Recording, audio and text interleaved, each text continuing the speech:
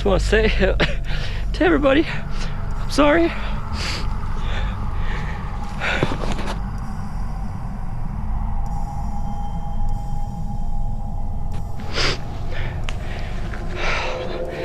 I'm so sorry. I don't know how I got this far.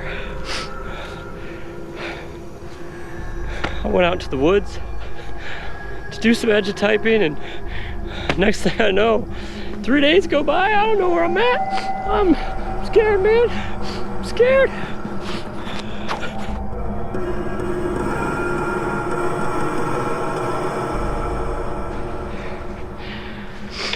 I think I'm going in circles. Definitely going in circles. Edge-typing, man. Edge-typing. It's always that dang edge-typing. Come into class, do edge-typing. Edge-typing this, edge-typing that. Go into the woods, do edge-typing, they said. Now I don't know where I'm at, man. I want to say sorry to my family, my infotech class, my 6 YouTube subscribers. If you find this, do one thing for me. Finish your spreadsheets.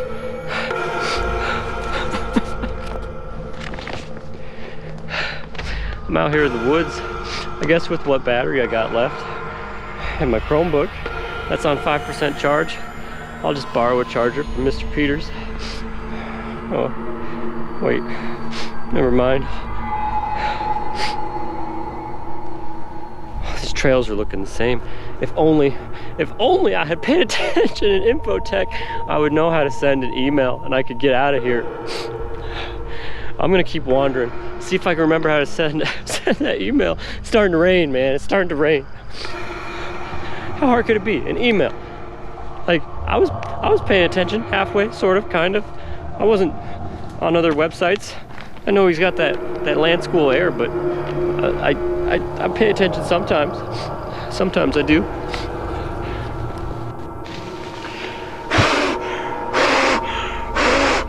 All right, stay calm. You gotta stay calm.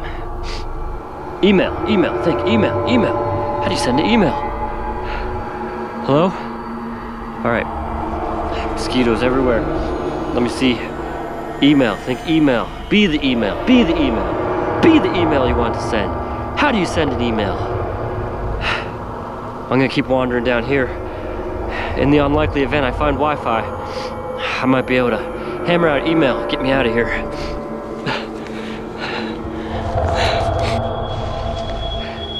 All right, I think I remembered something. Hey, if you find this, thank you. Spread my message. This is how you send an email. This could save, maybe not my life, but it might save someone's life, all right? How do you send an email? It's coming back to me. Let me see here. All right, an email, it's a professional electronic document. It can be used professionally to send a message to other employees within an organization. Sending an email is a electronic correspondence method. Remember that. Within an email, you have so many different components. I hope I can remember them all. I gotta get out of these woods, man. I gotta get out of these woods. Ah! All right, stay calm. We got the two box. Yes, I remember this, the 2 box. The 2 box. All right, what is the 2 box? The 2 box, what is that? Well, I think I remember this from class. I was paying attention. I wasn't playing games, I was paying attention. The 2 box. The 2 box is where you put the recipient's email address. So who I'm sending the email to, that's where I put their email address. In the 2 box. Who would have thought? It's pretty straightforward. The 2 box, yes.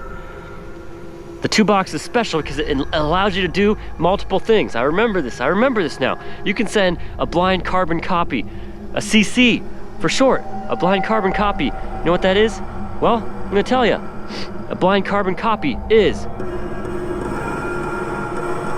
it's a copy of an email. I jumped ahead. jumped ahead. Blind carbon copy, not blind carbon copy. Carbon copy, CC. CC, that's what we want. A carbon copy. Carbon copy allows you to include multiple recipients in one email message. Typically, mosquitoes. Typically, get.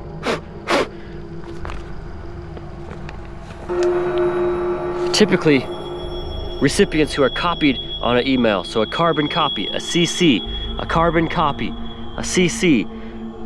CC people on an email are not typically expected to reply. That's good. Remember that. I just remembered something else about the 2 box. That's the BCC. That's what I was talking about earlier. I got the 2 mixed up. Ignore what I was saying earlier. That's no good. That's no good. Here we go. The blind carbon copy, the BCC. That's what we want right now. A BCC is a blind carbon copy. BCC for short. Recipients included in a BCC are not visible to other recipients on the email. So if I ever got out of these woods and I needed to email you, I could include your parents on it without them even knowing.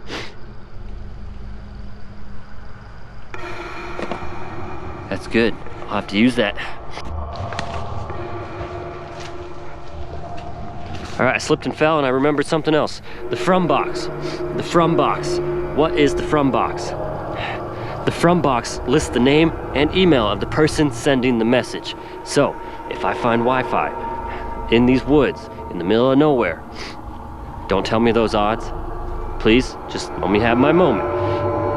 If I send an email, the from box, that's where my name will go.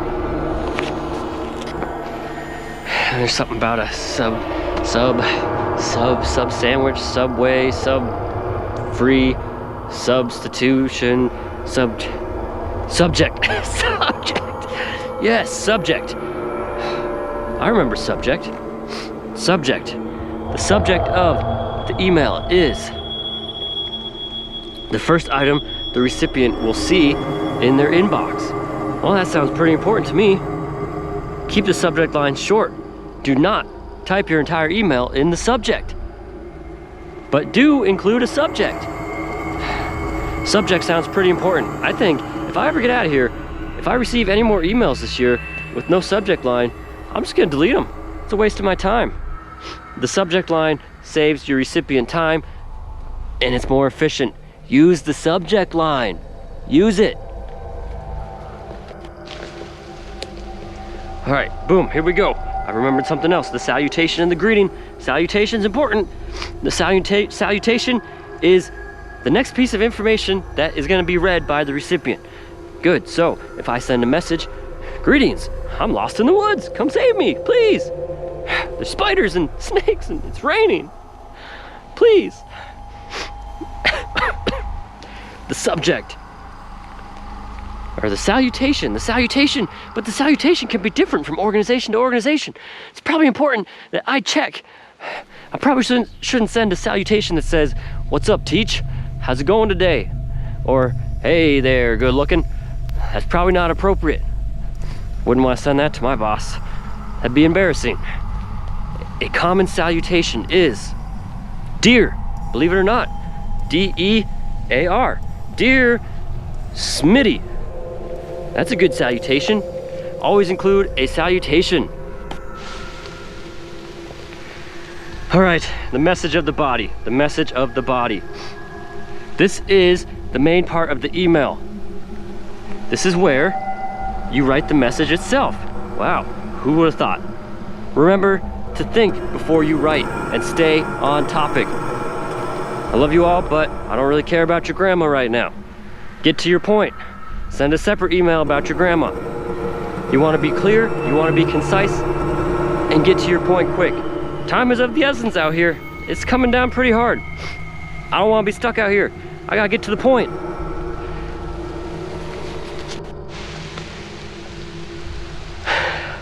Within the message of your email, if you are including attachments of any kind, make sure you have permission to share those photos.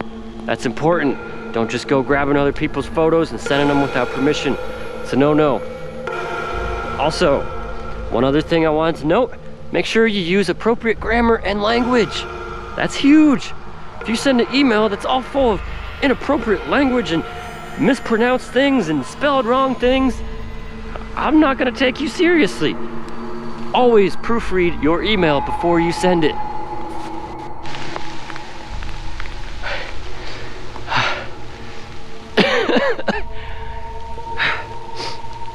All right,